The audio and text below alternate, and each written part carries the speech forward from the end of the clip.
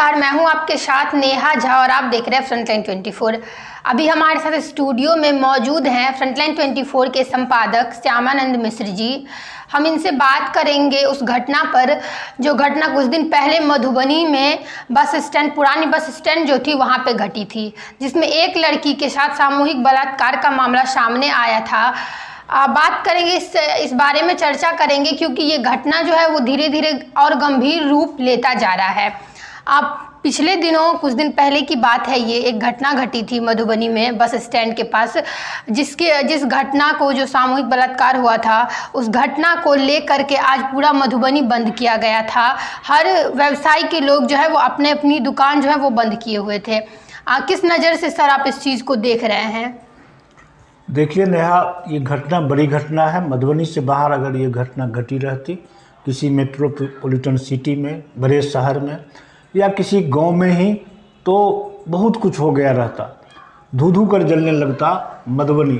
अगर यहाँ के लोग शांत नहीं होते, थोड़ा सा धैर्य नहीं रखने वाले होते, बर्दाश्त करने की सीमा को वो लोग काफ़ी हद तक बर्दाश्त किए हैं और इस नज़रिया से देखते रहे कि पुलिस की कार्रवाई जो होगी वो उसमें न्याय मिलेगा लड़की को, और जो अभियुक्त इस घटना को अंजाम दिए हैं जो लोग, उन लोगों को सख्त सज़ा मिलेगी। ऐसा कुछ देखने को नहीं मिला। सख्त सज़ा की तो बात दूर, एफआईआर जो हुआ है उसको भी, उससे भी लोग संतुष्ट नहीं दिख रहे हैं। एक अभियुक्त ऐसे हैं जिन्हें भगा दिया गया है, जैसा कि लोग कह रहे हैं, या वो अभी तक पुलिस गिरफ्त में नहीं है। वो अभियुक्त है कौन, इसे पुलिस बोलने से परहेज कर रही है, लोगों के सामने वह नहीं आ रहा है। आखिर कारण क्या है, ये लोग जानना चाहते हैं। तो लोगों का आक्रोश धीरे धीरे बढ़ता गया। कल लोग जुलूस निकाले थे, मोटरसाइकिल जुलूस निकला था पूरा शहर में, और आह्वान कर रहे थे कि अपनी अपनी दुकानों को इस घटना के विरोध में बंद कर दें। आज सुबह जब दुकान खुलने का समय आया तो स्वतः सारी दुकानें बंद हो गई और लोग किसी दबाव में नहीं, किसी के कहने पर नहीं, घटना से लोग, व्यवसायी भी इतने आक्रोशित थे कि स्वतः अपनी दुकानों को बंद कर दिए।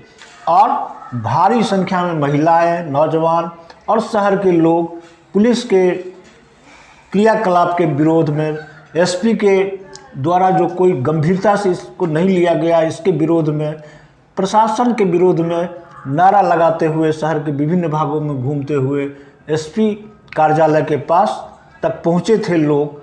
और लोगों का आक्रोश ऐसा था, उन लोगों का कहना था कि अगर न्याय नहीं मिले और अभियुक्तों को फांसी की सज़ा नहीं मिले तब तक हम लोग चैन से नहीं बैठेंगे।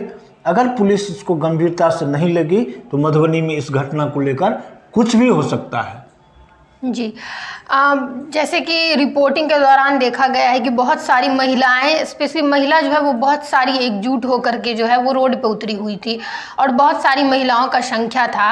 अब हमें ये बताइए कि इस चीज़ को किस नज़रिए से आप देख रहे हैं, क्योंकि पहले ये नहीं देखा गया है ये चीज़। महिला क्यों नहीं आक्रोशित होंगी? महिला की बच्ची हैं, वो स्वयं महिला हैं, उनके साथ भी इस तरह की घटनाएं घट सकती हैं, उनके परिवार के सदस्यों के साथ भी इस तरह की घटनाएं घट सकती हैं। आज अंतर्राष्ट्रीय महिला दिवस के मौके पर इस तरह का आक्रोश, जबकि उन्हें किसी सम्मेलन में शरीक होना चाहिए, महिलाओं को के सम्मान में, कहीं समारोह में कहीं जाना चाहिए, लेकिन महिलाओं के सम्मान के लिए, महिलाओं के न्याय के लिए, अभियुक्तों की गिरफ्तारी और फांसी की सज़ा दिलाने के लिए वो सड़क पर उतर आई। उनका आक्रोश आज देखने लायक था। और ये आक्रोश, जब महिलाएं आक्रोशित होती हैं तो बहुत कुछ हो जाता है। यह आक्रोश इस कदर था कि पूरा शहर को लग रहा था ये महिलाएं कहाँ तक जाएंगे और क्या कर बैठेंगी, उसका कोई अंदाज़ा लोग नहीं लगा पा रहे थे। तो महिलाओं का आक्रोश बढ़ना, महिलाओं के अंदर जो गुस्सा था उसका इजहार करना कहीं से गलत नहीं था। पुलिसिया कार्रवाई पर काफ़ी असंतुष्ट थी और उसी पर आक्रोश था। जो इस घटना को अंजाम दिया, उस अभियुक्तों को सख्त से सख्त कार्रवाई की मांग कर रही थी वो महिलाएं, हमने देखा है। और उनका कहना था कि जो अभियुक्त अभी तक पुलिस गिरफ्त में नहीं है, वो क्यों नहीं गिरफ्तार किया जा रहा है, आखिर वो है कौन और वो कहाँ भागा हुआ है।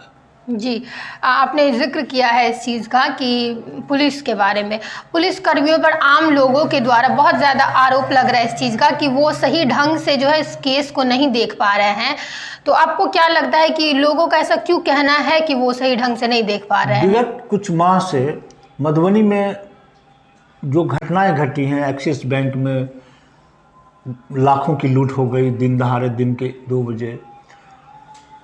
इधर स्टेडियम रोड में हत्या हो गई, गोली चला दी गई, कहीं पैसा छीन लिया जाता है, महिलाओं के साथ छेड़खानी होती है, बलात्कार की घटनाएं घटती हैं। जिला भर में आप देखिए तो रोज़ कोई न कोई घटना घट रही है।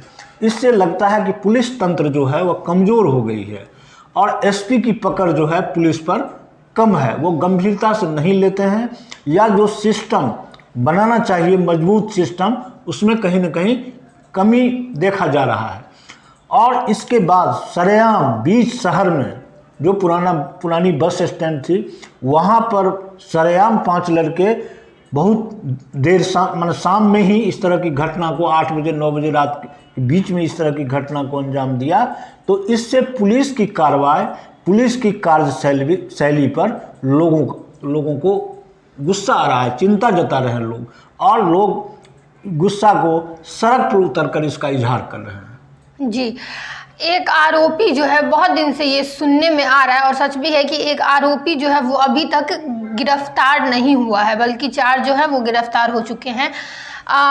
कहीं ना कहीं पुलिस पे भी ये इल्ज़ाम लगाया जा रहा है कि कहीं ना कहीं उनकी नाकामयाबी की वजह से जो है वो पकड़ाया नहीं जा रहा है, या कहीं ना कहीं उस आरोपी को जो है दबाया जा रहा है पुलिस लोगों के द्वारा। जैसा कि शहर के लोग बता रहे हैं कि जो एक अपराधी अभी पुलिस गिरफ्त में नहीं आए हैं, वही मुख्य साजिश करता थे, वही माने इस तरह के वो व्यक्ति हैं कौन, ये तो पुलिस जाने, जांच का विषय है।